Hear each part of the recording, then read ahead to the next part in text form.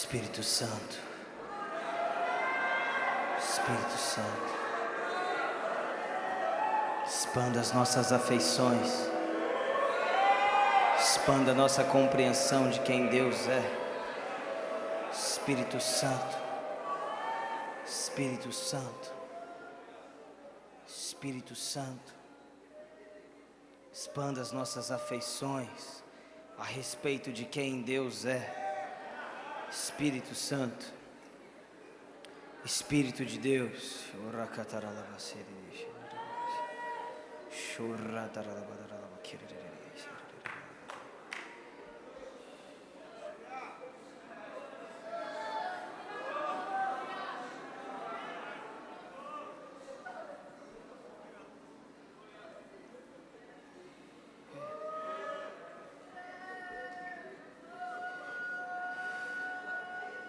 você pode ficar muito à vontade se você está sendo tocado pelo Senhor. Eu vou compartilhar uma breve mensagem com vocês. Não quero fazer vocês ficarem esperando muito. Sei que vocês estão em pé. Se você quiser se assentar, você pode se assentar. Só tenta não fazer barulho. Para sentar não precisa conversar com o irmão. Vamos respeitar essa atmosfera, amém? Vamos tratar com carinho essa atmosfera.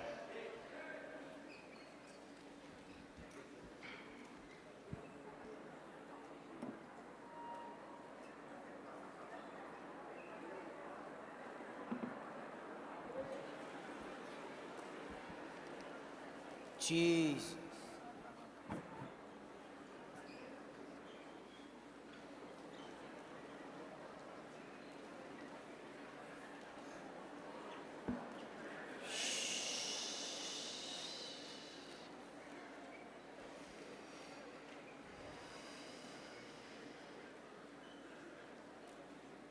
Amém. Presta atenção aqui em mim, irmãos. Meu nome é Alessandro, para aqueles que não me conhecem. Eu sou pastor da igreja One. Eu sou casado com a Bruna e nós temos 3 filhinhas, na verdade 2 filhas e uma que vai nascer agora em novembro. Obrigado.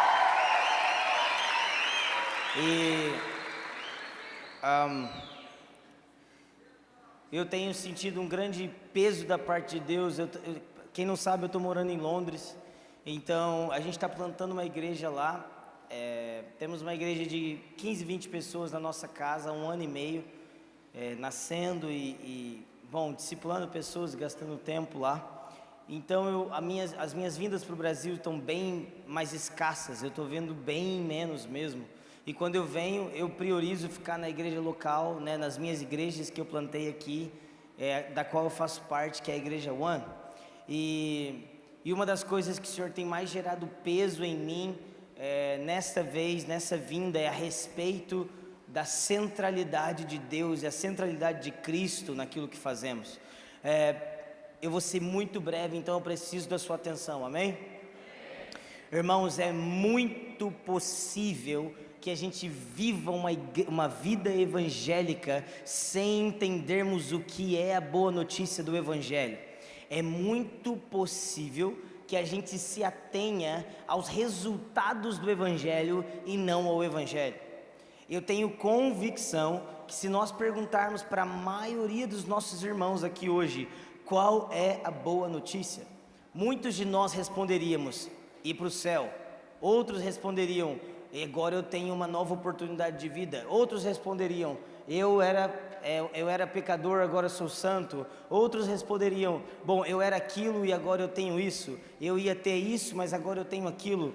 E essas coisas são ruins? Não, essas coisas são muito boas, mas todas essas coisas são benefícios do Evangelho e não o Evangelho em si. É como se eu te perguntasse: o que é Tilenol? E você me respondesse: eu tinha dor de cabeça e agora não tenho. Então, resultado do Evangelho não é o Evangelho. A grande centralidade do Evangelho, por mais simples que seja e ao mesmo tempo mais chocante, é Deus. Deus é o Evangelho, ou seja, a suprema suprema boa notícia é: o homem pode conhecer a Deus. Bendito é Deus que nos chamou para a comunhão, o apóstolo Paulo escreveu em Coríntios. Bendito é Deus que me chamou para a comunhão com o seu Filho.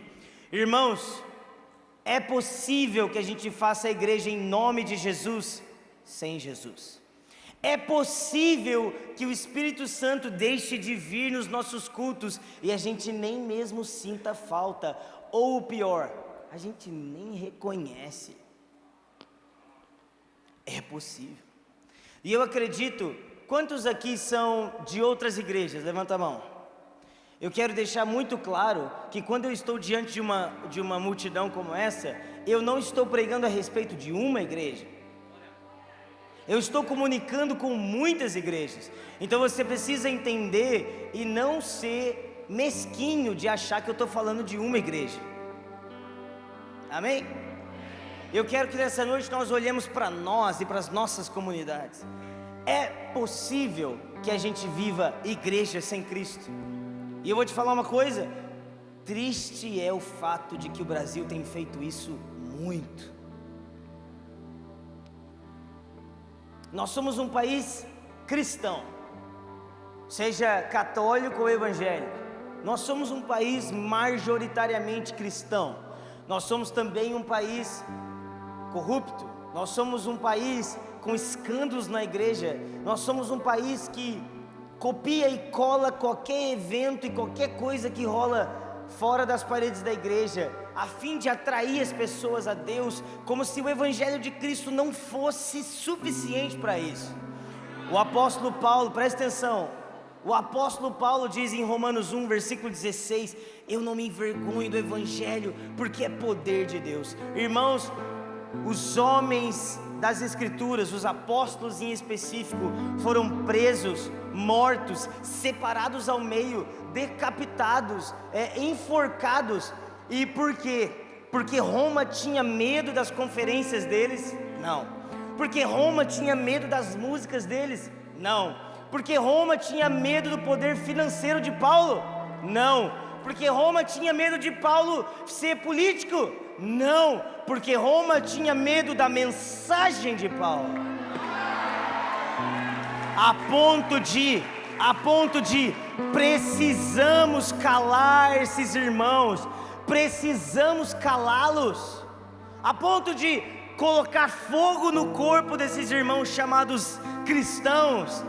Nero caçoava deles, colocava fogo no corpo deles para iluminar Roma.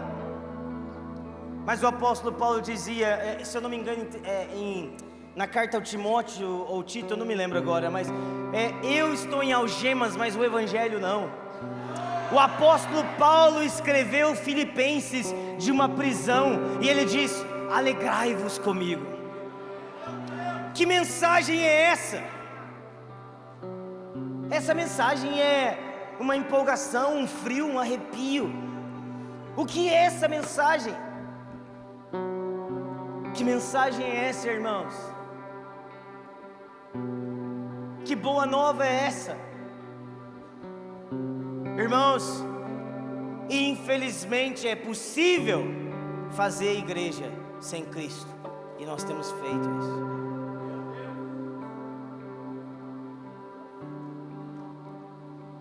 Nós batemos no peito como nação brasileira e dizemos: não existe nenhuma nação como a gente é quente, a gente adora, a gente é isso, a gente é aquilo. Mas para termos o que desejamos, precisamos reconhecer o que não temos.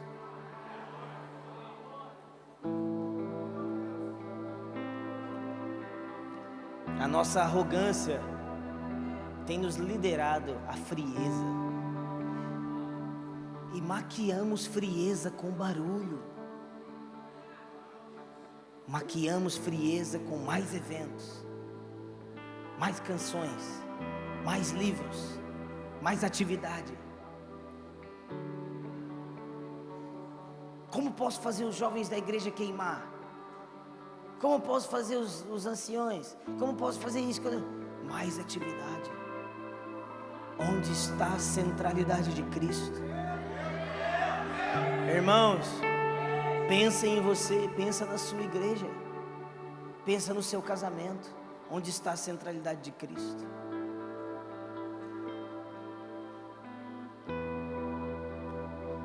Vocês estão felizes ainda?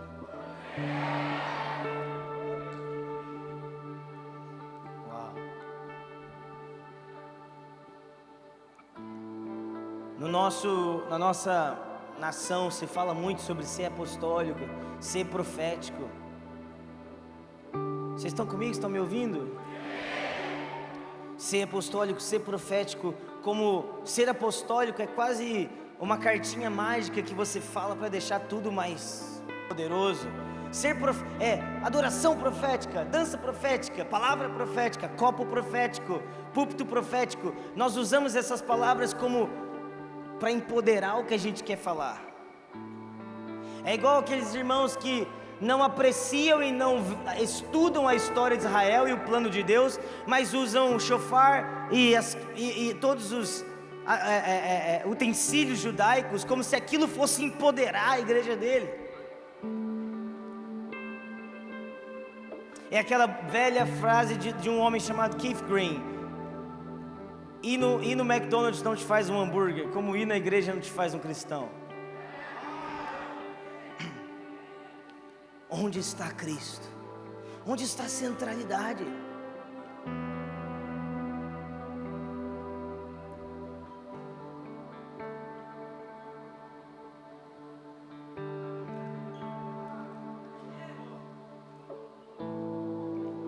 Apocalipse 4, o apóstolo João diz: eu vi uma porta aberta nos céus, e uma voz me dizia: suba, e eu te mostrarei as coisas que haverão de acontecer. Apocalipse 4 narra a glória do trono e as coisas que estão acontecendo ao redor do trono. Vocês estão comigo? E finalmente Apocalipse 5 diz assim: eu olhei no meio do trono um cordeiro como se tivesse sido morto. Fala comigo: no meio do trono um cordeiro. A liturgia celeste se parece com Cristo centralizado. A liturgia do culto de Deus é Cristo centralizado. Vamos lá, gente. Fazemos tantas coisas que às vezes acaba o culto, a gente nem lembra se falou Jesus.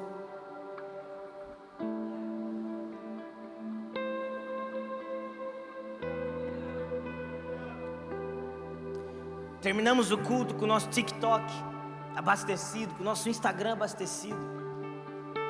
Irmãos, somos uma geração absurdamente distraída, ansiosa, depressiva. Aí você fala assim para mim: é porque eu sofri muito. Não, é porque você gasta 8 horas do seu dia no seu telefone. É possível que agora mesmo a maioria de vocês já tenha dado scroll no seu Insta umas 4 vezes. E aí a gente sai daqui e fala: a noite mais forte da minha vida. E pelo menos uns 30 minutos da noite a gente ficou no Insta, distraídos.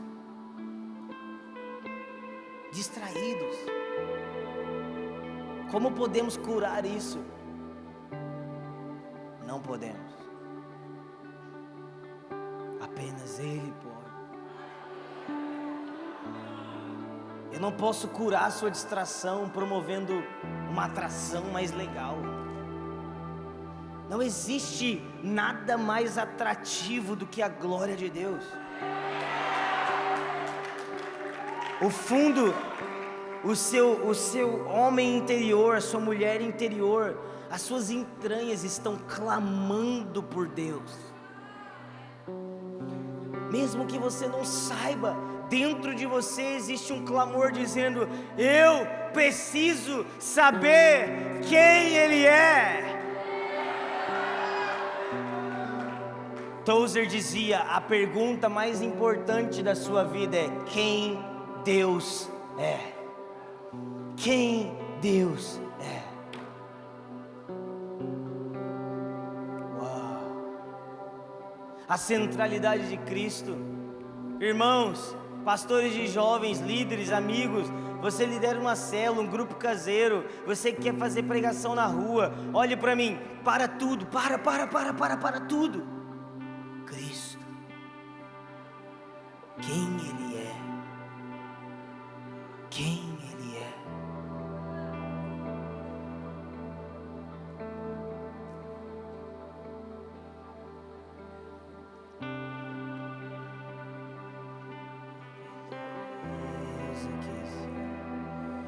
Em Ti que eu ainda não vi qual a beleza que existe em Ti que eu ainda não vi, qual a beleza que existe.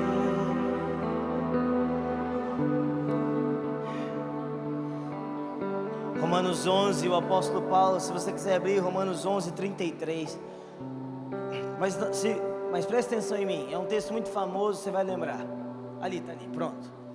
Romanos 11, o apóstolo Paulo, é um dos textos mais difíceis das Escrituras, desde Romanos 9 até 11, é um dos textos que mais produzem divergências teológicas, porque, eu vou falar uma palavra que muito crente tem medo, porque em Romanos 9 o apóstolo Paulo começa a falar sobre eleição, predestinação.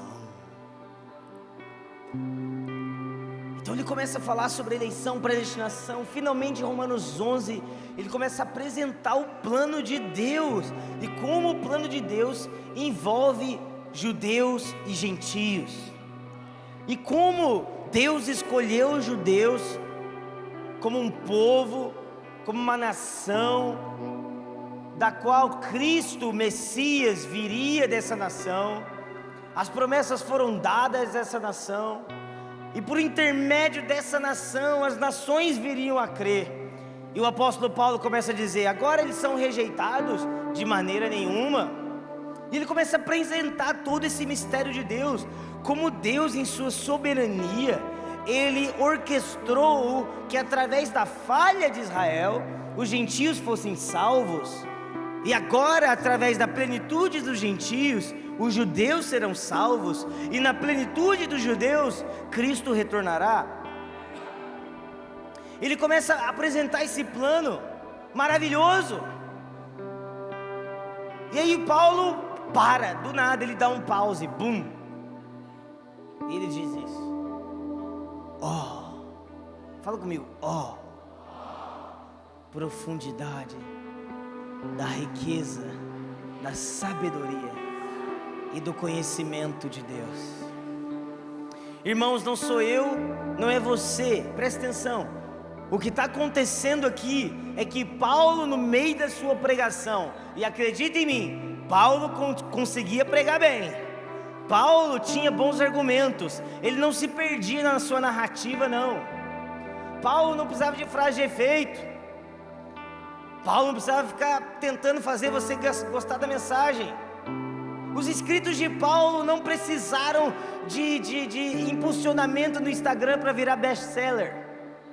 Paulo é Paulo, e no meio do seu argumento ele para, e ele reconhece, ele é muito maior, ele é tão superior, ele é tão maior, magnífico, magnífico. Deus arrancou um de Paulo a sua vida inteira. A majestade de Deus fascinou Paulo de tal maneira que ele passou sua vida inteira dizendo, para mim, viver é Cristo, morrer é lucro. Profundidade. Quem, pois, conheceu a mente do Senhor? Versículo 34. Ou quem foi seu conselheiro? Ou quem primeiro deu a ele para que lhe venha a ser restituído. Porque dele, por meio dele e para ele são todas as coisas. A ele, pois, a glória eternamente. Amém. Irmãos, se falamos de fé apostólica, fé profética, não estamos usando um pó de pirim-pim-pim evangélico. Precisamos nos ater à vida dos apóstolos e à vida dos profetas. O que eles amavam, o que eles valorizavam, onde eles gastavam o tempo deles, o que eles priorizavam. Vocês estão comigo aqui ainda?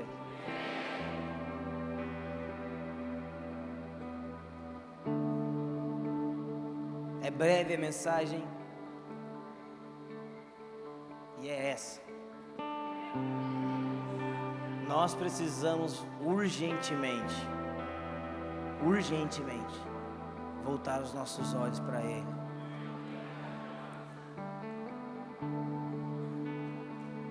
A maioria das tensões entre igrejas são promovidas por ciúmes,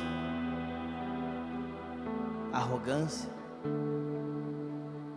desejo de ser igual aos outros.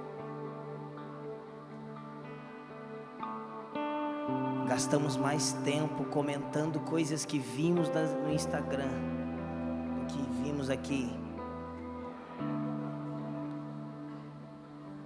E infelizmente nós estamos tão viciados em palavras e palavras de efeito e pregador e música, que nossos ouvidos estão amortecidos. Tudo que nós conseguimos fazer depois de um culto onde Deus nos visita é sair. Você viu o solo da guitarra? Você viu aquela coisa que o Ale falou? É sério, né? É sério, nossa. É muito sério, sim. E aí, pastor, quem que vem mês que vem? O Ale é bom, mas não é muito do meu estilo. Fulano é bom, mas não é meu estilo. Você consegue imaginar? Na história da igreja tem um homem. Eu termino com isso. Tem um homem que ele foi martirizado por Cristo. Então chegaram para ele, o pegaram e iriam o crucificar. E ele disse assim: por favor, me crucifiquem de ponta cabeça. Eu não sou digno nem de morrer como meu Senhor morreu. O nome desse homem é Apóstolo Pedro.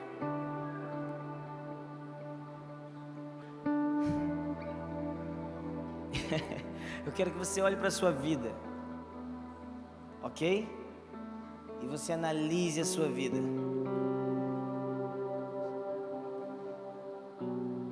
Você consegue pensar no apóstolo Paulo tenso porque postaram uma coisa que ele não gostou? O apóstolo Pedro tenso. A outra igreja tem um templo enorme.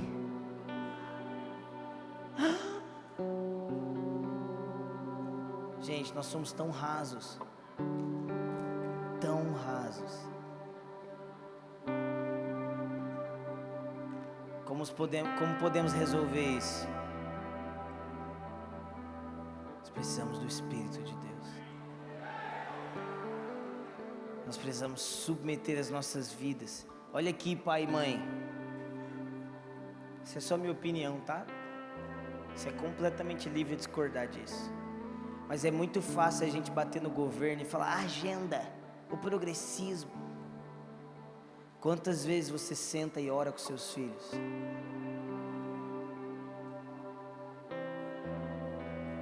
Quantas vezes seu filho te viu chorando na presença, sem ser na igreja?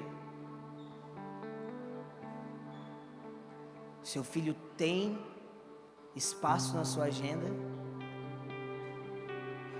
Cristo.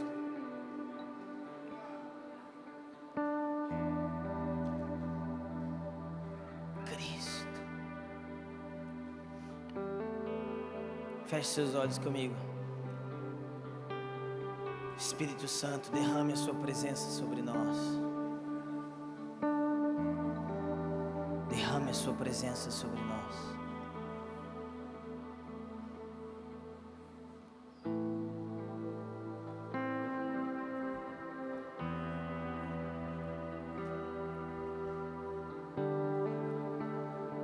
Se você ora em outras línguas, começa a orar em outras línguas agora. Fogo, fogo, fogo. Marca os meus irmãos com devoção nessa noite. Marca os meus irmãos com paixão nessa noite. Deus, marca o Rio Grande do Sul com zelo pela sua presença. Zelo diante do seu trono, zelo.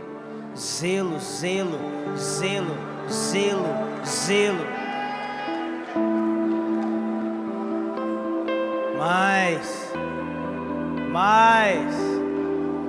Vamos lá, não tenha medo, levante sua voz.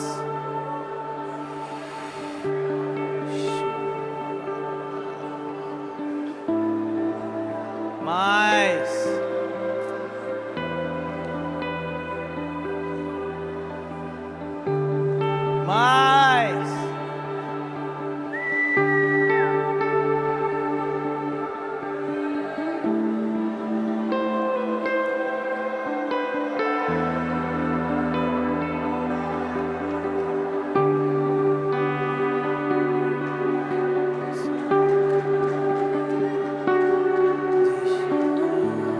Da tua face brilhar em meu coração. Deixa-me senti-la, deixa a luz da tua face brilhar em meu coração. Deixa-me senti-la, deixa a luz.